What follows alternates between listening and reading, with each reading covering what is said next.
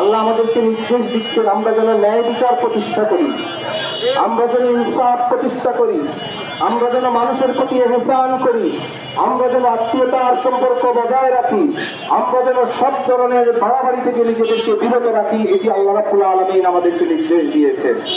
প্রিয় ভাইরা, এই থেকে যদি আমরা মুক্তি পেতে চাই, সমাজের অশ্লীলতা, সমাজের বেইনসাফি থেকে, সমাজের জুলুম নির্যাতন থেকে, দুর্নীতি থেকে যদি আমরা বেঁচে থাকতে চাই, তাহলে অবশ্যই আমাদেরকে আল্লাহ রাব্বুল আলামিনের সেই বিধান আল কোরআনের দিকেই ফিরে আসতে হবে।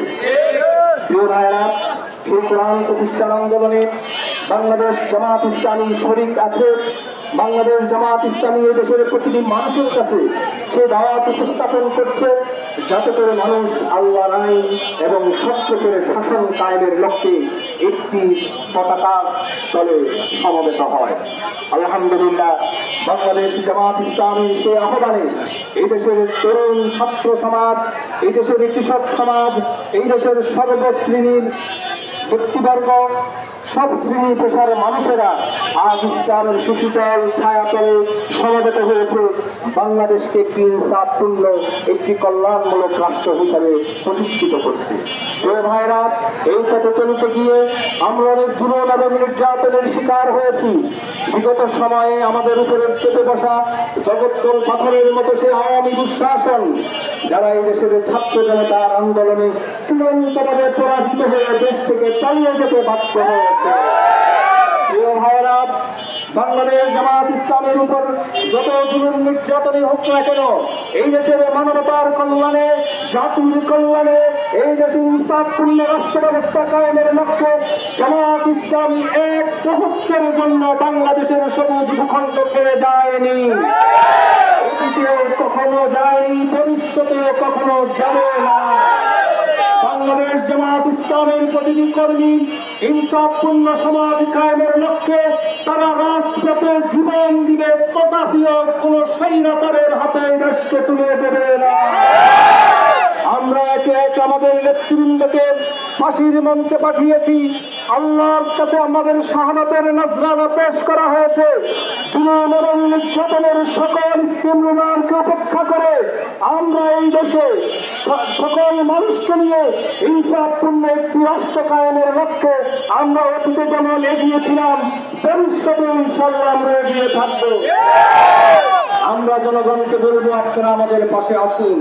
ইহকালীন শান্তি এবং পরকালের মুক্তির জন্য ইসলামই হচ্ছে একমাত্র বেস্ট জীবন ব্যবস্থা। এর বাইরে আর কোন মতবাদকে গ্রহণ করার কোন সুযোগ আমাদের নেই। ইহকালীন শান্তি এবং পরকালের মুক্তিকে নিশ্চিত করতে চাই, তবে অবশ্যই আল্লাহকে আমাদের রব হিসাবে গ্রহণ করতে হবে। প্রিয় নবী মুহাম্মদুর রাসূলুল্লাহ সাল্লাল্লাহু আলাইহি ওয়াসাল্লামকে আদর্শের একমাত্র নেতা হিসেবে গ্রহণ করতে হবে এবং মহাগ্রন্থ আল কোরআনকে আমাদের সংবিধান হিসেবে গ্রহণ করতে হবে। আজ দেশ থেকে ফ্যাসিস্ট বিদায় হয়েছে, এই দেশে সুন্দর একটি পরিবেশ তৈরি হয়েছে। জনগণ তার ভোটাধিকার প্রয়োগ করবে, কাঙ্ক্ষিত সংস্কার হবে, জুলাই সনদ বাস্তবায়ন করতে হবে, শহীদদের যথাযথ মর্যাদা দিতে হবে, নির্বাচনের জন্য সুন্দর একটি পরিবেশ করতে হবে, 1 কোটি প্রবাসী ভাইদের ভোটাধিকার নিশ্চিত করতে হবে। আগামীকালকে জাতীয় সমাবেশের আয়োজন করেছে বাংলাদেশ জামাত ইসলামী ঐতিহাসিক সরোয়ার্দী উদ্যানে। আমরা নগরবাসীর কাছে আহ্বান জানাবো, দলমত নির্বিশেষে সকল শ্রেণী পেশার মানুষকে সাথে নিয়ে, সবাইকে একসাথে নিয়ে আমরা আগামীকাল সরোয়ার্দী উদ্যানে সমাবেত হব। আগামী দিনের সমাবেশের মধ্যে দিয়ে বাংলাদেশের রাজনীতিতে একটি নতুন মেরুকরণ তৈরি হবে ইনশাআল্লাহ। বাংলাদেশ হবে ইসলামের বাংলাদেশ, আগামীর বাংলাদেশ হবে মুসলমানদের বাংলাদেশ, আগামীর বাংলাদেশ হবে আল কোরআনের বাংলাদেশ, আগামীর বাংলাদেশ হবে ন্যায় এবং ইনসাফপূর্ণ সমাজের বাংলাদেশ। কোন ফ্যাসিবাদের ঠাঁই বাংলাদেশে হবে না।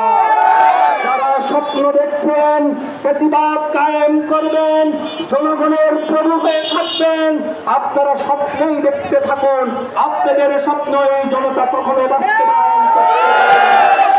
গত জুলাই আন্দোলনে এই দেশের ছাত্র জনতা, কৃষক, শ্রমিক, মেহনতি জনতা, নারী, শিশু সবাই যেভাবে রক্ত দিয়েছে, তার প্রতিটি রক্ত এই দাবি করে বাংলাদেশে আর কখনো ফ্যাসিবাদ আসবে না। অন্তর্বর্তীকালীন সরকারের কাছে আমাদের জোর দাবি, জুলাই আগস্ট হত্যাকাণ্ডের মূল মাস্টার মাইন্ড সন্ত্রাসী কুখ্যাত শেখ হাসিনা সবাইকে অবিলম্বে বিচারের আওতায় আনতে হবে।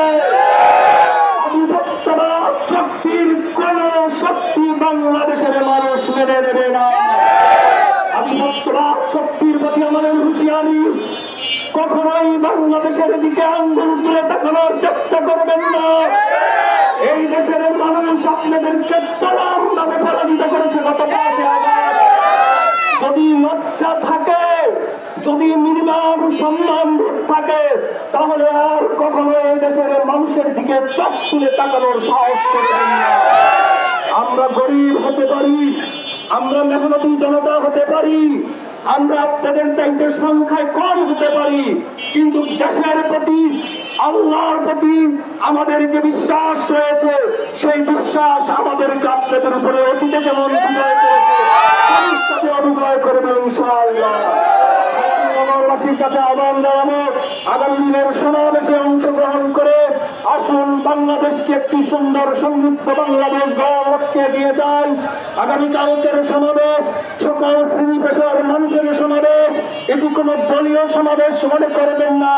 জাতির ঐক্য তৈরির জন্য এটি একটি বিশাল মহাসমুদ্রের জনসভা। সেই জনসভায় অংশগ্রহণ করে আপনি ইতিহাসের অংশ হয়ে থাকুন।